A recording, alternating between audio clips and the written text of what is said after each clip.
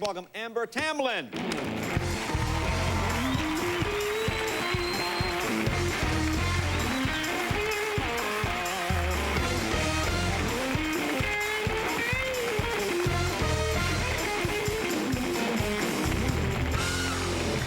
Hey, you clean up good.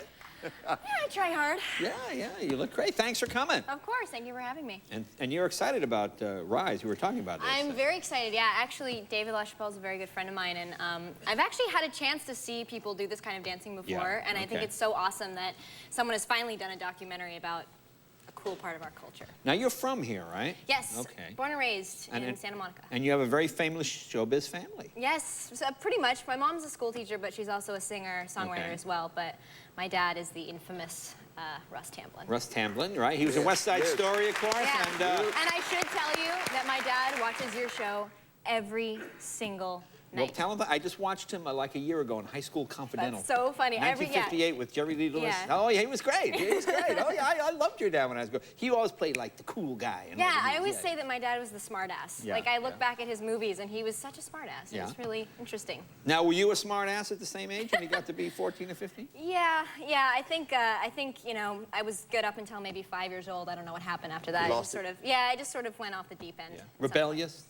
I hate that term, but yes. Really? Right. Now, why? Now, why do you hate that term? I don't know. It's just so, like, categorizing. It's like, you were rebellious, and, like, I don't know. Maybe I was, maybe I wasn't. Now, were your parents strict? Did you?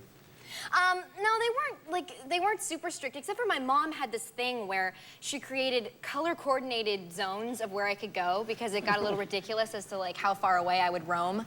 I was a roamer. I would just basically, like, leave. My mom often compared me to a cat. She said that I would just up and go wherever I wanted to. So she had, I want to stop right there. So she had, like, the red, yellow, and green zone, and I was always going to the red zone. So the red zone would be like how far from That home? would be like, you know, crossing the street, like leaving the vicinity, the area. She went across the street and tagged the building red? Yeah, exactly. I'm like, I'll show you red zone.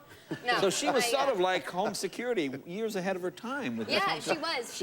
We have a red alert or an orange alert? Yeah, she was very, exactly. That's where the Bush administration actually got their idea from.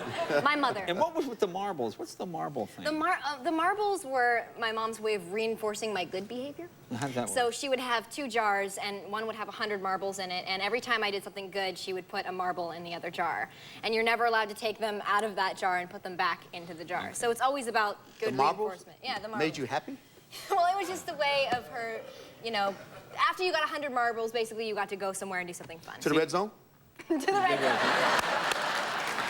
See, what happened is, and when Mom loses all her marbles, then you can just do whatever you want. Now, what's the belly button story? Oh, the belly button story. That's become quite an infamous story with me. I wanted my belly button pierced when I was 14 really bad, and so I went down to Venice Beach and coerced this guy to pretend to be my dad.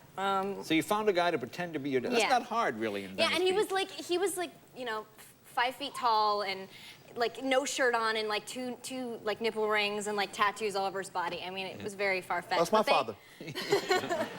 They went for it and I got it pierced, and then basically, like, my dad made me choose between my phone and my belly button ring, and alas, my belly button ring did not So it got last. taken out. Yeah, so it got taken out. Okay. And you have a tattoo, I see. Yes, I do. Okay. Now what is that? What does it say? Oh, it's a fairy. It's a fairy. Yeah. Okay. Yeah, it's my mom actually, it's a mixture of something that my mom made with another image that I liked. And when my mom saw it, I thought she was gonna be really happy because it was something that she, well, you know, it would be a way to remember her and, you know, to have something cherished. And she said she was gonna take it off with the cheese grater. Really? Yeah. So there went that idea. Now, how about your social? Are you dating anyone now? Do you see him? Yeah, I am kind of dating somebody. An actor? No. No, you seem pretty. You said no before I even finished. Well, I'm gonna try to experiment and actually try to create a career that's not based on needing somebody else to amplify who you are. Oh, I see. In the same business, it's just an experiment. I'm gonna see what happens and see if it works. Possibly. So you don't want to date actors? Well, not really. I just feel like as soon as you date an actor, it becomes like, you know, it becomes the high rise to your career. It creates who you are, and that's not fun. It's true. Okay. So you don't I dated Tom Cruise.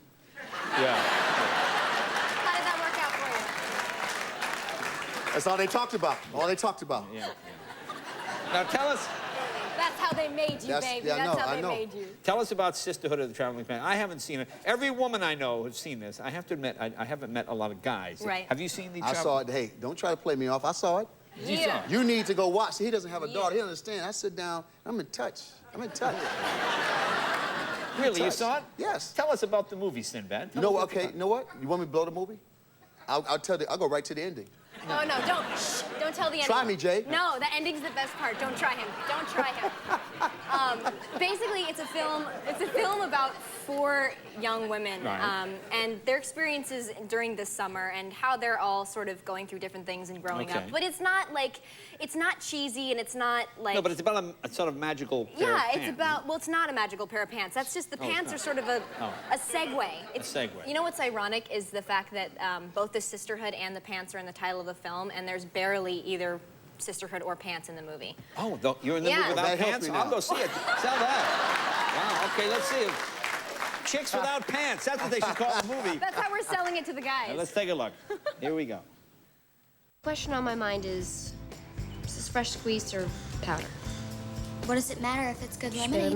let me ask the questions. I'm sad to report that absolutely nothing of consequence happened to me while wearing the pants. I spilled a Sprite, and Duncan, my rat-faced manager, accused me of receipt withholding. Receipt withholding.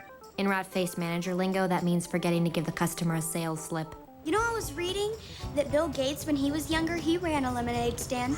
That you don't know that. That's not. Yeah, I do. I read it in a magazine. Where did you read that?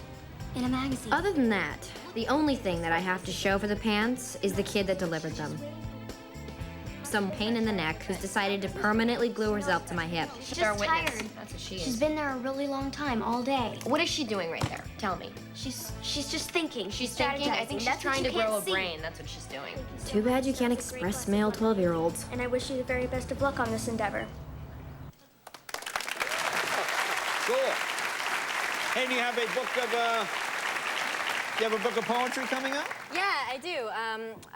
Simon & Schuster's putting out my first full-length book of poetry. It's called Free Stallion. It's coming out in October. Cool. I do a lot of sort of spoken word slam poetry. Slam is when it's like basically off the page and like you're talking rap performing kind it. Yeah, you're performing it to an audience. Cool. But I do a mixture of both, so it's exciting. Well, that's great. Congratulations on your film. And say hi to your dad for me. I will, Hi, Russ. definitely. Hope you're watching.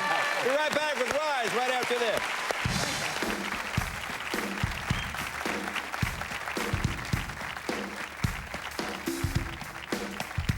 Someday when we're dreaming, deep in love, not a lot to say, then we will remember the things we said today.